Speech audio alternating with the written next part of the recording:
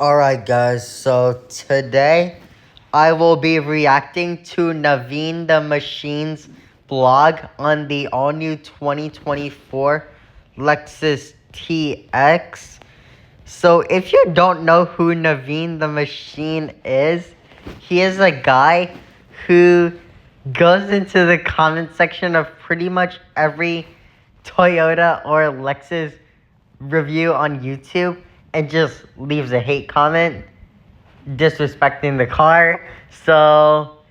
And I have no idea why he does this. So today I will be reading his blog on the 2024 Lexus TX and giving my honest reaction.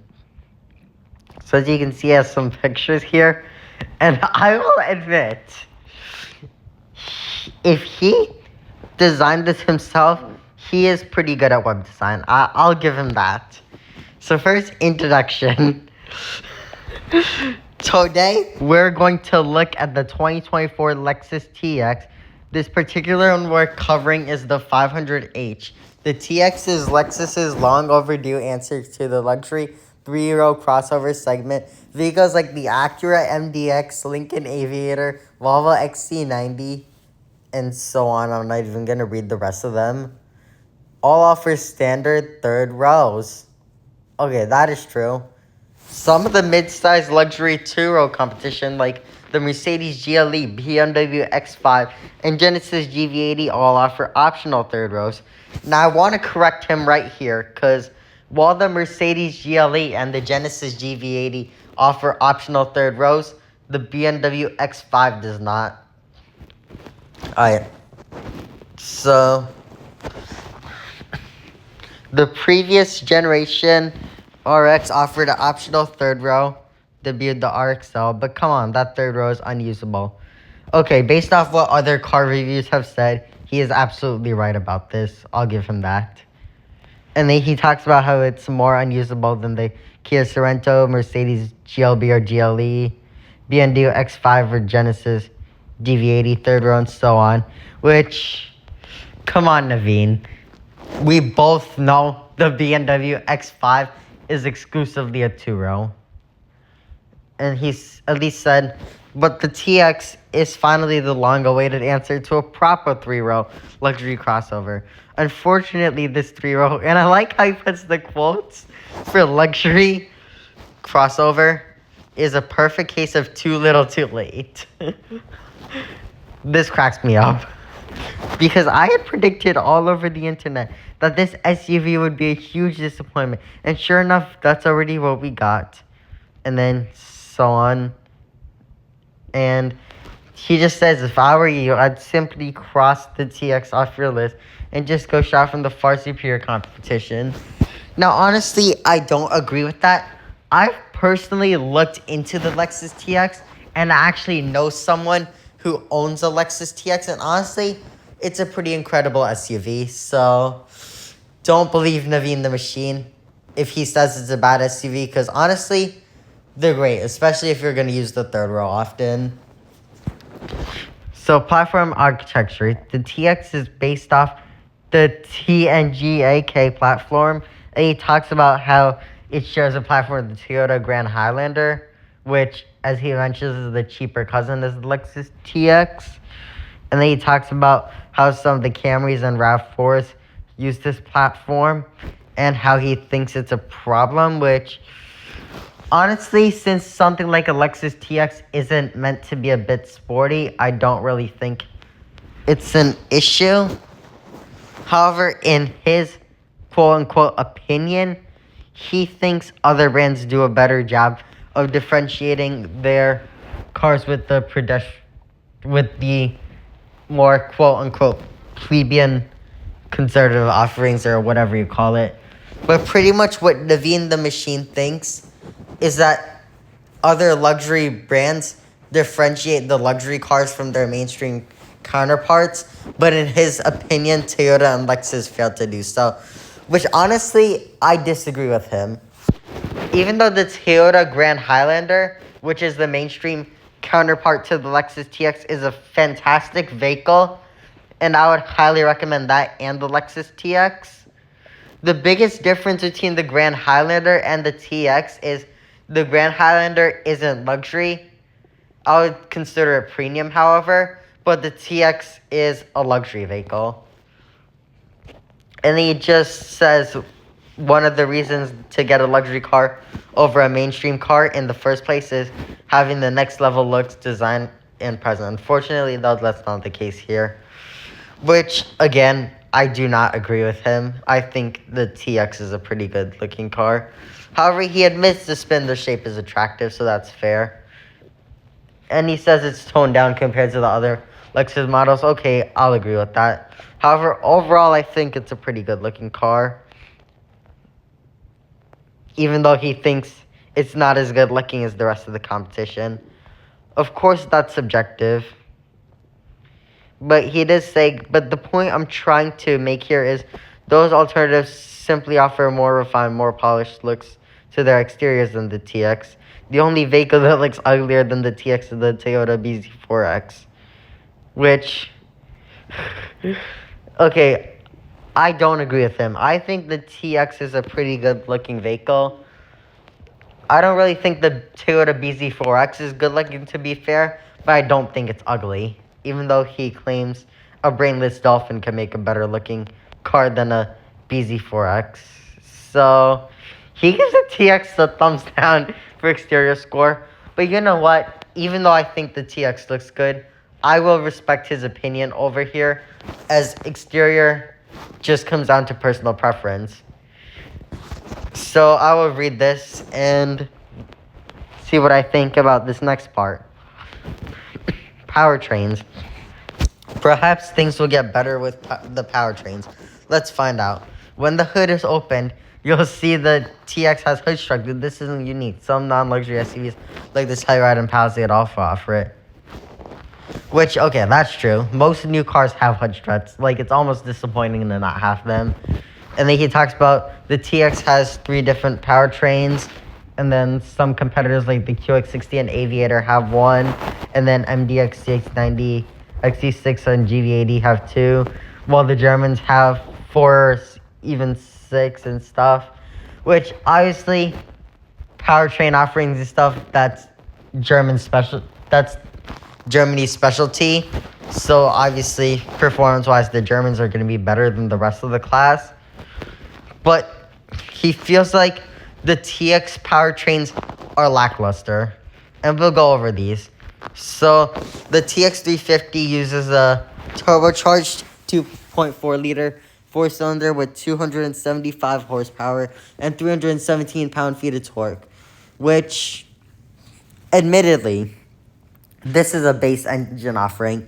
And yes, it is not quick. And to some, it could feel a little lackluster. However, if you don't care about performance, which is going to be most people getting a Lexus TX, I think it's a fairly good base offering engine. Like, it's reasonable, and I don't think anyone's going to complain about it, even though he calls it noisy and unrefined, which some car reviewers have complained about it. But the reality is, I think the majority of TX 350 buyers are not going to care.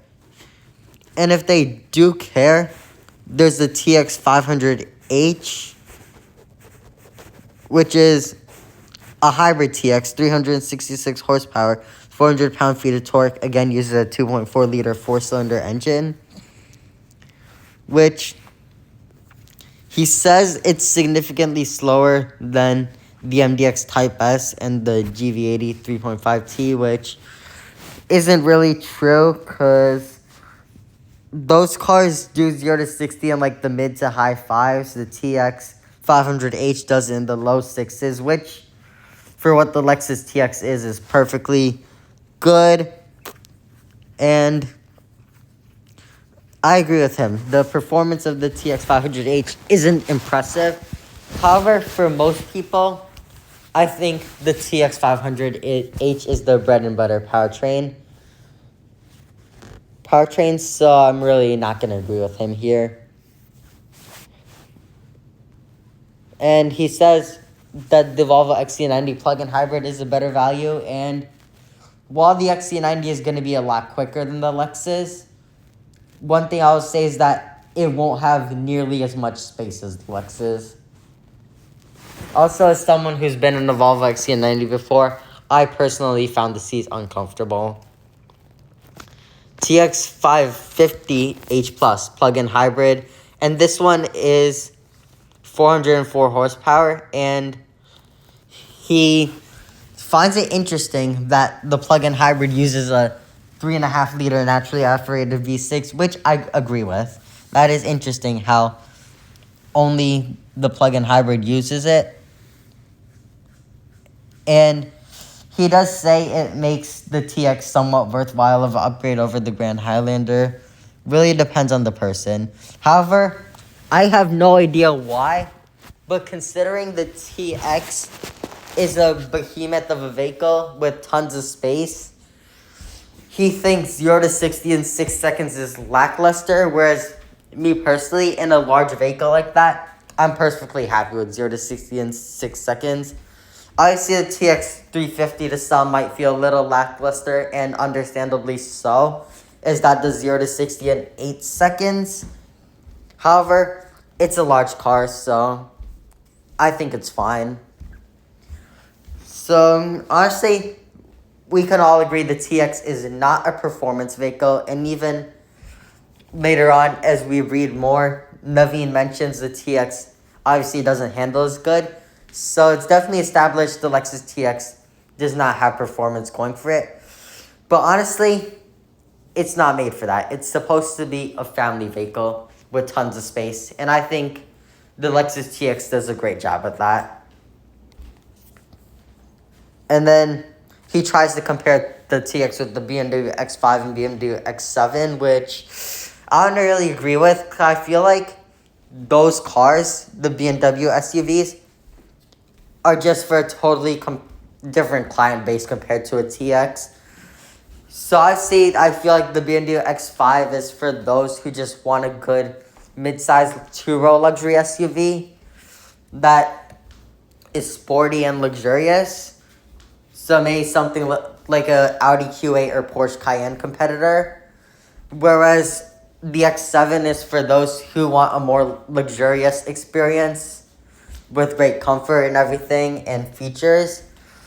And honestly, even though the X7 and Lexus TX are similar in size, the X7 BMW will have a lot less interior room. And honestly, after being in the X7, I wouldn't really recommend using the third row all that much. I would personally say the BMW X7 is more of a Range Rover competitor more than anything, which isn't a bad thing at all. It's actually a great thing, as it will certainly be one of the more luxurious SUVs on the market.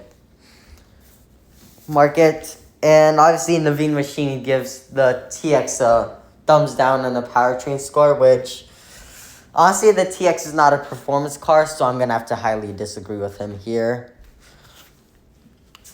Drive wheels.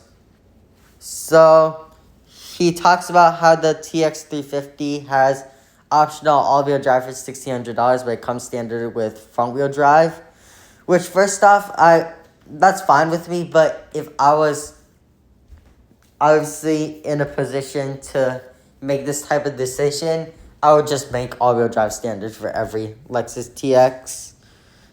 And he said the TX 500H, which has rear-wheel steering, the rear-wheel steering in the Lexus TX isn't really helpful, which haven't really driven the TX, so I won't comment on that. But I truthfully think, and I know I've said this already, in a car like the Lexus TX, just a full-size luxury family SUV, performance just doesn't matter. A Lexus TX buyer is simply not going to care. Now, cargo space, which this, in a Lexus TX type car, really does matter. Once you open the standard across-the-board hands-free power liftgate, you'll be greeted with good cargo space. And then he obviously explains it, which he's happy to report that the 350 and the 500H have spare tires, but not the 550H Plus, which I can understand because the 550H Plus is plug-in hybrid, so there's extra batteries, meaning not enough space for a spare tire, although it still would have been nice to have. And, you know, I'll give it to him. At least he admits the TX has great cargo space. I'll give it to him. He's not entirely bullshitting. Now, we'll talk about the third row. And again, he admits there's a lot of space. And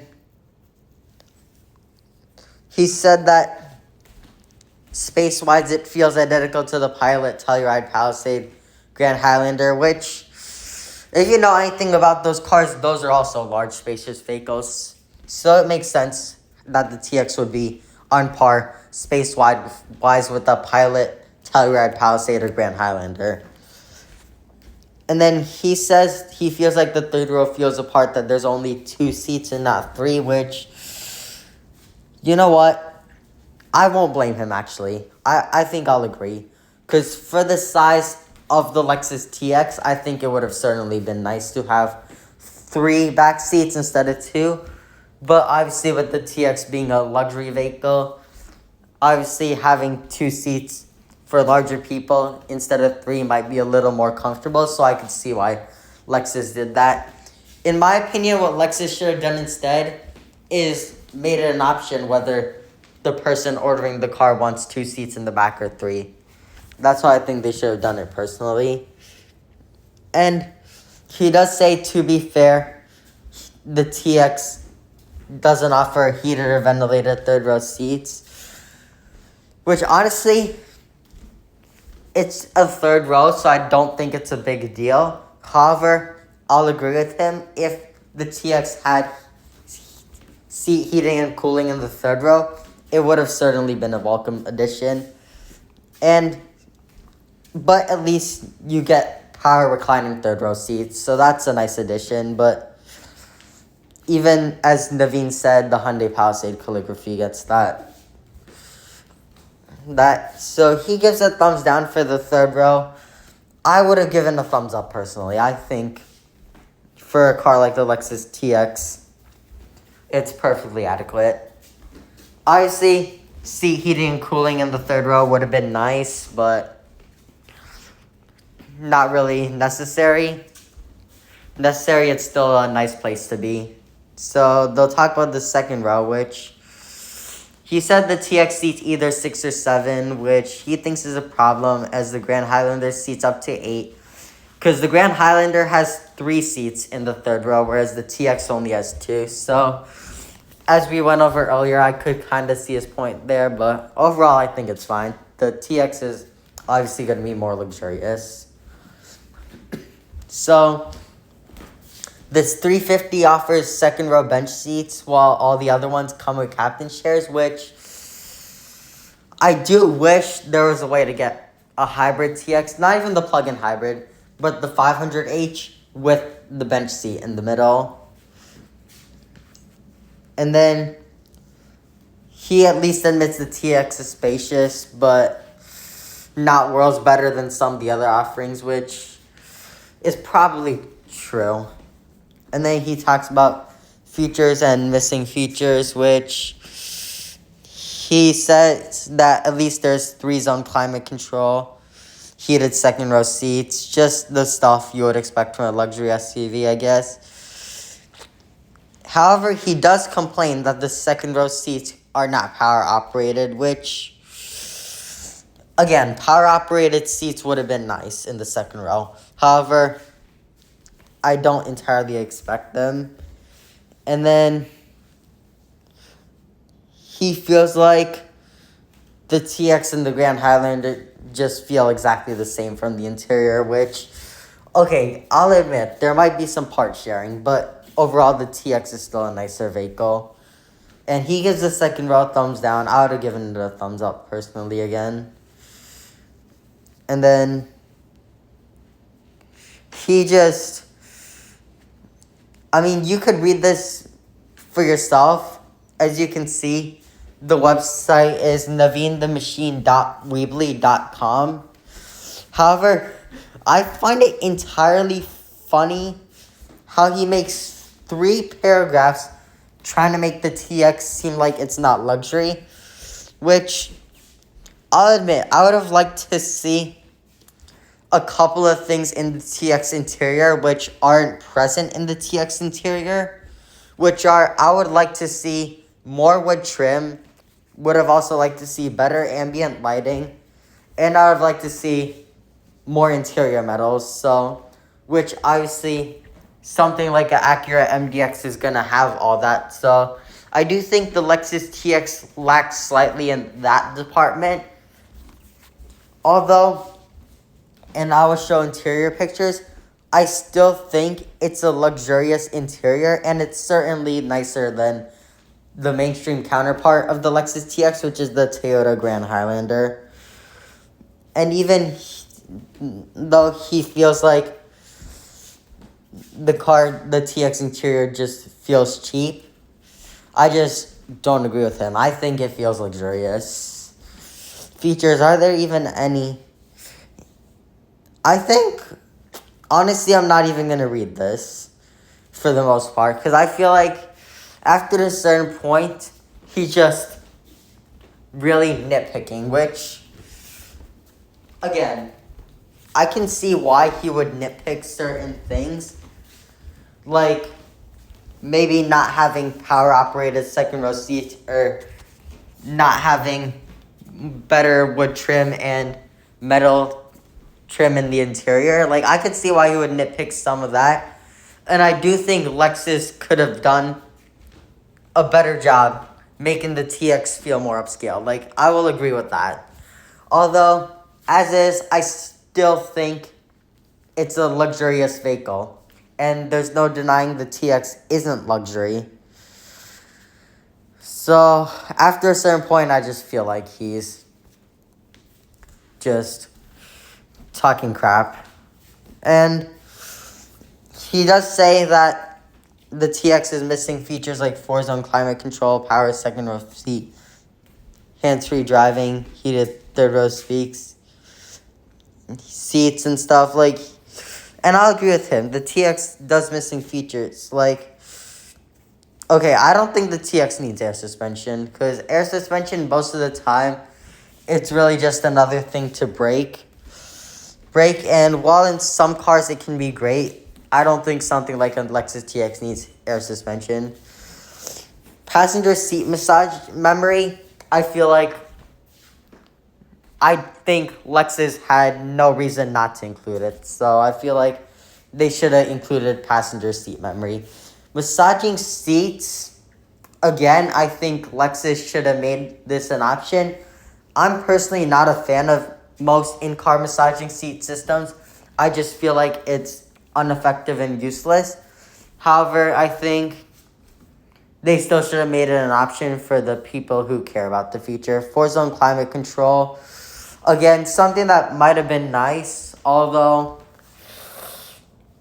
I don't think Lexus had much of a reason to include it. I think for what the Lexus TX is, 3-zone climate control is perfectly fine. And I actually find this funny because the Acura MDX also only has 3-zone climate control. But Naveen the Machine will not say a word about the MDX not having 4-zone climate. But he will say, but he will talk about the Lexus TX not having 4-zone climate. Power second row seats, again, something I feel like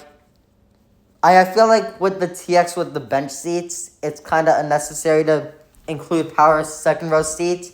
But I feel like the TXs with the captain chairs should have them. Lounge chairs with ottomans at the back. I don't agree with him. I don't think there's a need to include this. Hands-free driving, again, it really doesn't work like people say it does. So not something Lexus needed to include. Heated third row seats. Would have been nice, but not entirely necessary. Or the fact there are not enough speakers, which...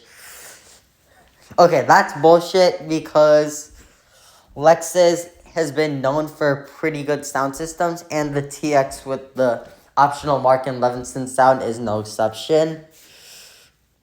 So, I think he's just nitpicking and taking it too far.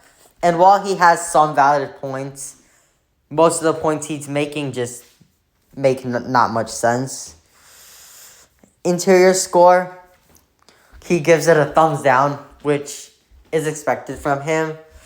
I personally wouldn't give it a thumbs down or a thumbs up.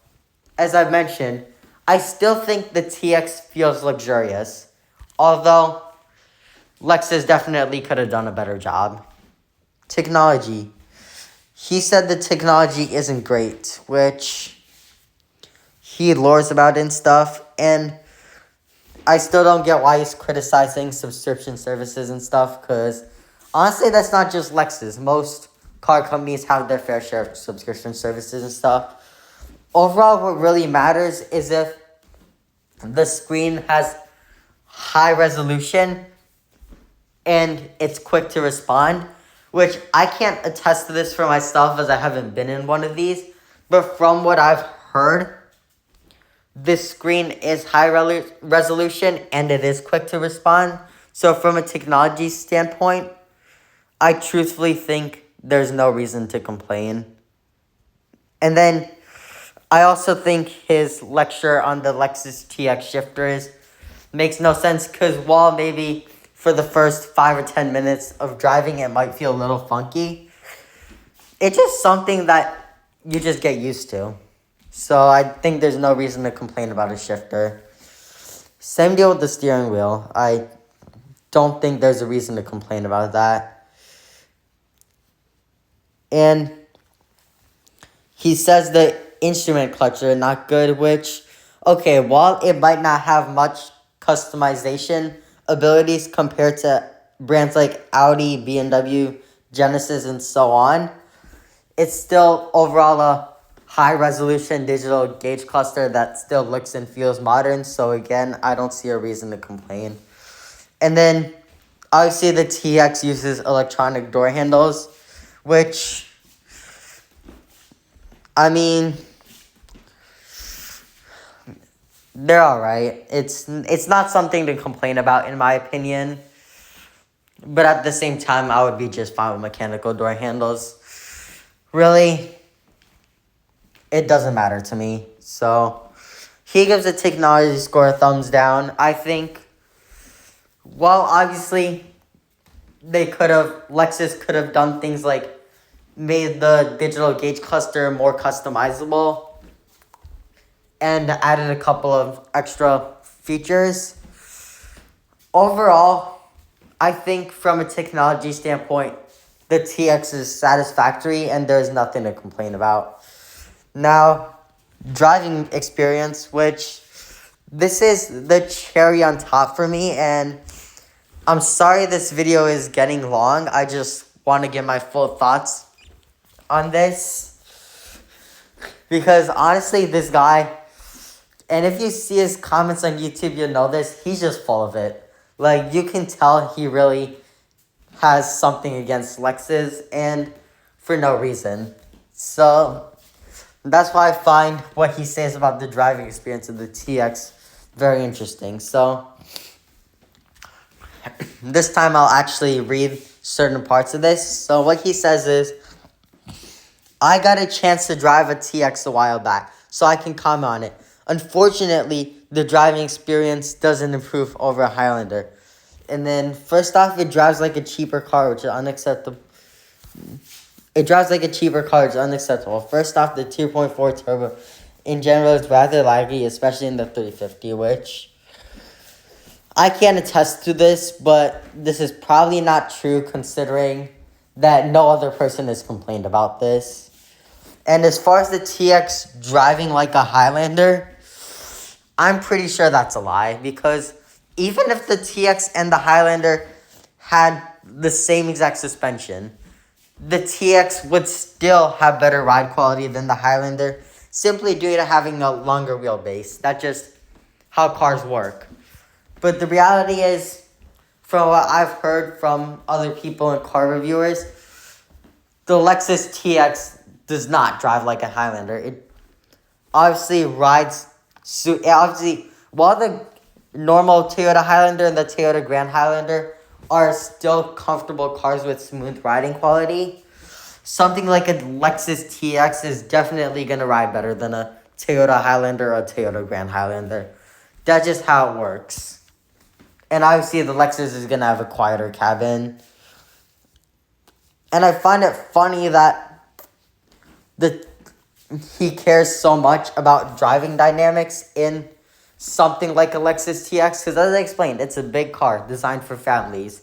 If you want a performance car, get something like a BMW X5M or an Audi SQ7. Look at one of those. Don't look at a Lexus TX if you want performance. So I find it funny he's caring so much. However, something like an Acura MDX will definitely be sportier than a Lexus TX, which is expected.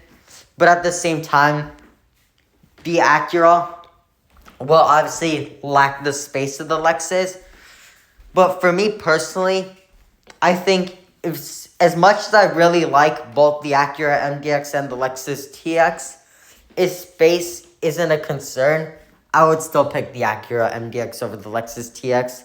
But obviously, if you're going to use the third row regularly, then the Lexus TX is the better choice than the Acura MDX. But overall, I'm fond of both. And he's like, the naysayers will point out that the TX is not a lifted Camry and drives way better than a RAV4 Highlander or Sienna.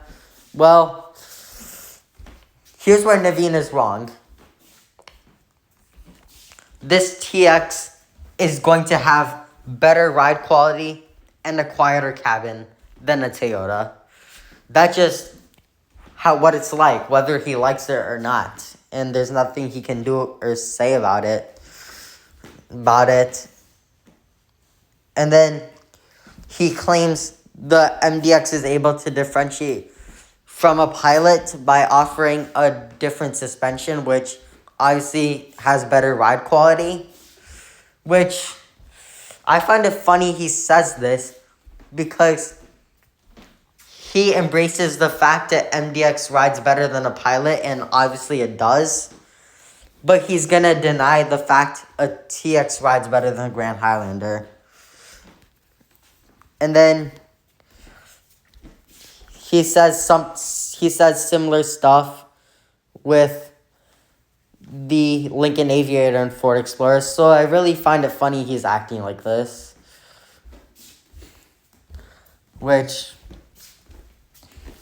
And now let's get to ride quality, which, in my opinion, ride quality and cabin noise are the most important aspects of the Lexus TX compared to something like a Grand Highlander. Because other than the fact, while both have really nice, amazing interiors, high quality, obviously the TX interior is going to feel more luxurious than the Grand Highlander. So that aside, the next most important things about the Lexus TX will be the ride quality and the cabin noise. Now, cabin noise, we obviously know the TX is going to have a very quiet cabin, just like every other luxury SUV. So that's aside, and I think Naveen the Machine proudly acknowledges the TX has a quieter cabin than the Grand Highlander because he doesn't say anything about it. But ride quality, he says that the TX is less comfortable than the competitors, which, again, I'm going to have to disagree because I have a friend whose mom owns the TX, and before the TX, she had an XC90, and while the XC90, despite me not liking it much, I will admit it had incredible ride quality. He did tell me that the TX still rides better than the XC90. So that's how I know Naveen is just full of crap. And he says the TX rides on par with the Highlander, which I already went over it. That just makes no sense because even if they had the same suspension, which they don't, the TX has a softer suspension due to being a more pricey, more luxurious vehicle. The TX has a longer wheelbase than the Highlander. So even if they both had the same suspension, the TX would still ride better. And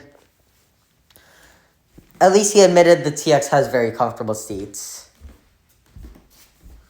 However, he does complain that there's no option for massaging seats, which, again, even though I don't care for massaging seats, I will admit Lexus should have added them as an option. I'll give him that.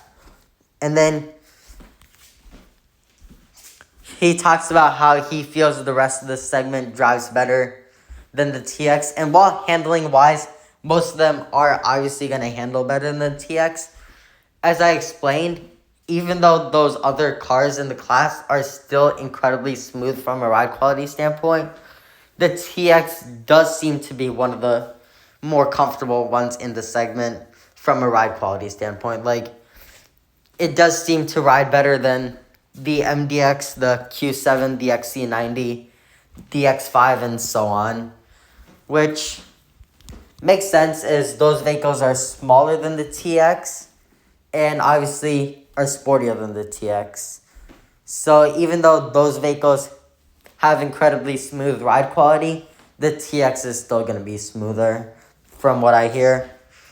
And then he says it performs like any luxury car. It does well enough, which, okay, at least he's admitting it. And, oh, interesting, he says that he heard rattles in the car and a fair enough amount of wind noise. And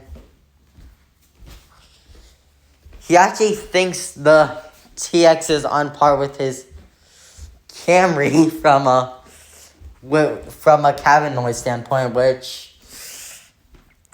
people who have tested both of these cars are obviously going to highly disagree. So I already know that's a lie. The TX is obviously going to be much quieter, so that's a lie. And he claims he heard rattles in the TX, which no one else has complained about this. I think at this point he's really just bullshitting to a whole another level, honestly. And safety tech, which, okay, he goes over safety tech, and that's okay. That's alright. Safety tech is safety tech. Most of these cars have it nowadays, and he does feel like Lexus traffic jam assist isn't as good as BMW traffic jam assist, which, again, I'm not going to test this as I haven't been in a TX, but okay, whatever, his opinion. And he feels like, unless you're cheap, just shop elsewhere, and he thinks the TX is just the worst car in the segment and not competitive, pretty much. And he feels that if you absolutely have to have the TX, just get a Grand Highlander, which I'm honestly going to disagree with him on both of these, because how I personally feel is obviously the TX and the Grand Highlander are fabulous choices if you want a full-size luxury SUV with tons of space for your family that's comfortable and quiet and all. However, I think if you want something that's a good value and feels like a premium vehicle, then the Grand Highlander is the one to get.